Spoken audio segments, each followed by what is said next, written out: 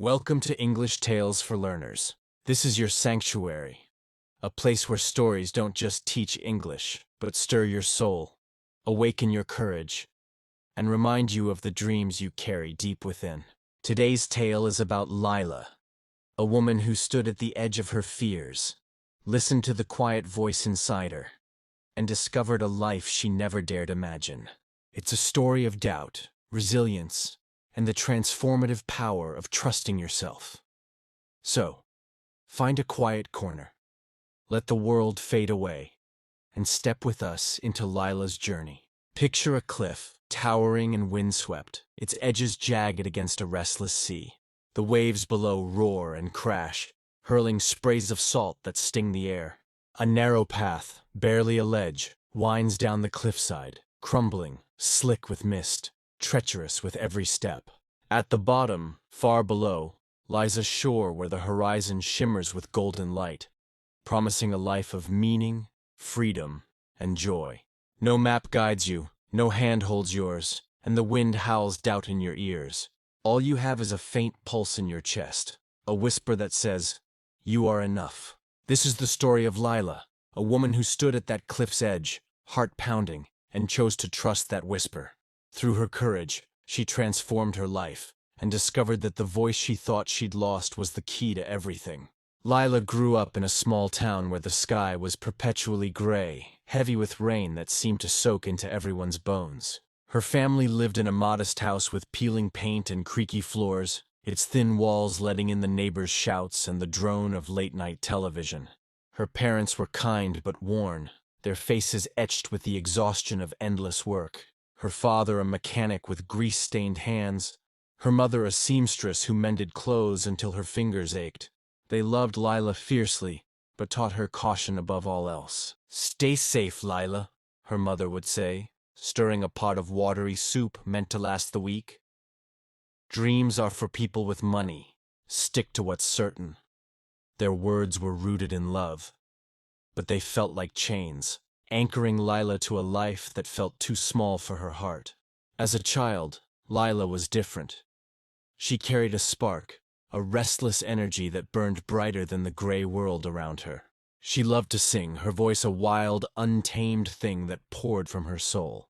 Every evening she'd climb the hill behind her house, where wildflowers danced in the breeze, and the world felt vast. There, alone with the wind, she'd sing, songs of joy, of longing, of dreams she couldn't yet name. Her voice soared over the fields, raw and unpolished but alive with feeling. Neighbors would pause in their yards, some smiling, others shaking their heads. "That girl's got a gift," they'd say, but always with a warning. "Singing's a nice hobby, Lila, but it won't pay the bills. Get a real job." Their words were like rain on her spark, dampening it, making her question its worth. By her teenage years, Lila stopped climbing the hill. She folded her voice away, tucking it into a corner of her heart where it grew quiet, convinced her dreams were foolish. In her 20s, Lila's life settled into a predictable rhythm. She worked at a grocery store, scanning items under flickering fluorescent lights that buzzed like trapped insects. The beep-beep of the scanner marked the hours, each day blurring into the next. She was good at her job, her smile warm for customers who barely noticed her, her hands quick as she bagged their groceries. But inside, Lila felt hollow, as if a piece of her was missing. The spark that once lit her up was buried beneath years of doubt. Her parents' warnings, her town's smallness, the heavy weight of her own fear. At night, she'd lie in her cramped apartment, staring at the water-stained ceiling, her heart aching for something she couldn't name. Was this her life? A steady paycheck, a safe routine, a quiet longing that never went away? She wondered if her spark had died, if she'd waited too long to listen to it. One rainy evening, everything shifted. Lila was restocking shelves, the air thick with the scent of canned soup and stale coffee, when an older man approached. He was a regular, always polite, with kind eyes and a worn jacket that smelled faintly of pipe smoke. He'd heard her humming as she worked, a soft, unconscious melody that slipped out like a memory. "That's a beautiful tune," he said, his voice gentle but piercing. "Why do you hide it?" Lila froze, her cheeks burning. "It's nothing," she stammered, stacking cans to avoid his gaze. The man tilted his head, his eyes searching hers. "It's not nothing," he said. "You don't believe in yourself, do you? But what if you did? What if you trusted that voice of yours just for one moment? What could you become?" His words hit her like a gust of wind, stirring something deep inside. Lila had spent her life listening to others, her parents' caution, her neighbors' practicality, her own relentless doubts. She'd forgotten how to listen to herself, to that spark that still flickered, faint but stubborn. That night, as she walked home through streets slick with rain, the stars piercing the heavy clouds, Lila felt her spark pulse again. It wasn't gone, just buried under years of fear. She stood still, the cold seeping into her bones, and made a vow to herself. She would try. She would trust her voice, even if it trembled, even if it terrified her. The path forward was anything but easy. Lila started small, singing in her apartment when the world was quiet. Her voice felt rusty, cracked from years of silence, but each note was a rebellion against doubt. She'd close her eyes and imagine the hill from her childhood, the wildflowers, the wind carrying her songs. Slowly, the notes grew stronger, weaving together the girl she'd been and the woman she wanted to be. One day, she saw a flyer for a local choir pinned to a coffee shop bulletin board.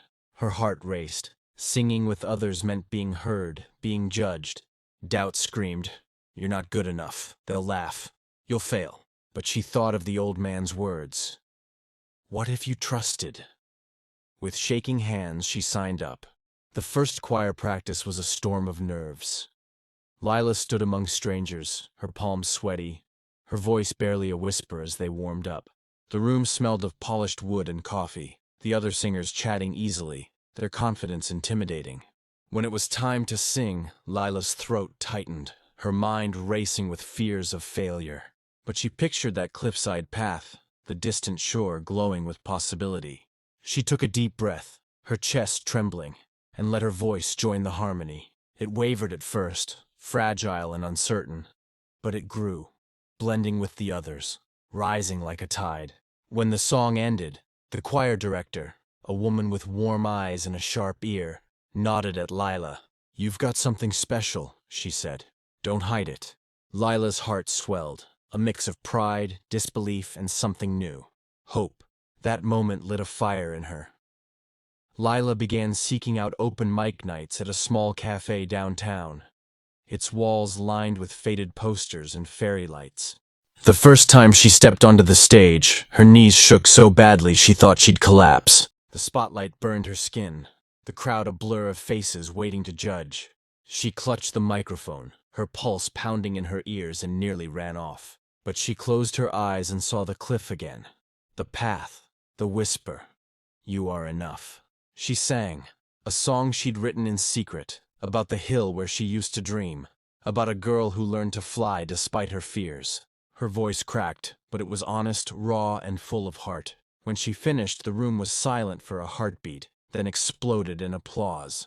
Strangers approached her after, their eyes bright with tears, saying her song touched something deep inside them, something they'd buried too.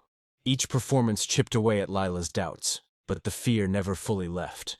It was there when she met Sarah, a music teacher who saw her at the cafe one night. Sarah was a woman in her 50s, with silver-streaked hair and a quiet strength that put Lila at ease. "I run a small studio," Sarah said, handing Lila a card. "I'd like to help you record your songs. You have a gift, and it deserves to be shared." Lila's heart leapt, but fear surged. What if she wasn't ready? What if she let Sarah down, let herself down? She clutched the card all night, her mind a battlefield of hope and doubt. In the end, she thought of the cliff, the path, the shore. She called Sarah and said yes. Recording her first song was a grueling journey. The studio was small, cluttered with microphones and cables, the air thick with the scent of dust and coffee. Lila spent hours wrestling with her voice, redoing takes until her throat ached. Doubt was a constant companion, whispering that she wasn't good enough, that she'd never be more than a grocery store clerk. But Sarah was patient, her voice steady. You don't have to be perfect, Lila. You just have to be you. Each time Lila faltered, she chose to keep going, picturing that shore, that glow. When the song was finished, it was raw and beautiful, a piece of her soul woven into melody. She shared it online, expecting nothing, her hands trembling as she hit post. Within days, the song spread. Hundreds of listens became thousands, then tens of thousands. Messages flooded in from strangers across the world. People who said her music gave them courage, made them feel less alone, reminded them of their own buried dreams. Lila read each one, tears streaming down her face, her heart so full it hurt. She'd trusted her spark, and it was lighting up lives she'd never met. The grocery store job became a memory as she took a part-time role at Sarah's studio, teaching kids to sing and writing new songs in every spare moment. She performed at bigger venues, her voice now bold, her spark a blazing flame. Her parents came to a show, their eyes wide with awe as they watched their daughter shine. "We didn't know," her mother whispered, hugging her tightly, tears soaking Lila's shoulder. "We're so proud." Lila's story isn't about fame or perfection. It's about the courage to stand at the edge of your fears and take a step, even when the path crumbles beneath you. It's about trusting the spark inside you, the one that flickers when you dream, when you create, when you dare to hope. Lila wasn't fearless. She was terrified every step of the way. She doubted herself, stumbled, nearly turned back. But she kept walking, kept singing, kept trusting. And that trust led her to a life where she felt alive, connected and true. A life where her voice reached across oceans, inspiring others to find their own. Now, pause and think about your own cliff. What's the dream you've buried? The path you're afraid to take? Maybe it's a career you long for, a truth you need to speak, a life you're scared to claim.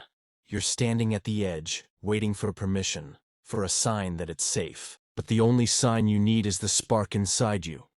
The quiet strength that carries you through dark days. The voice that refuses to be silenced. Your spark is enough. It's in the way your heart lifts when you imagine your dreams, the way your hands itch to create, the way your soul aches for more. Lila's journey shows us that trusting yourself doesn't mean you'll never doubt or fall. It means you keep going anyway, one trembling step at a time. It means believing your voice matters, even when it shakes. Take one step today, no matter how small. Sing your song, write your story, make that call, say no to what dims your light. Your spark is waiting, ready to grow into a fire that lights up your world. Lila trusted hers, and it carried her to a shore glowing with possibility. Your path is waiting too. Trust your spark. It's enough to transform your life.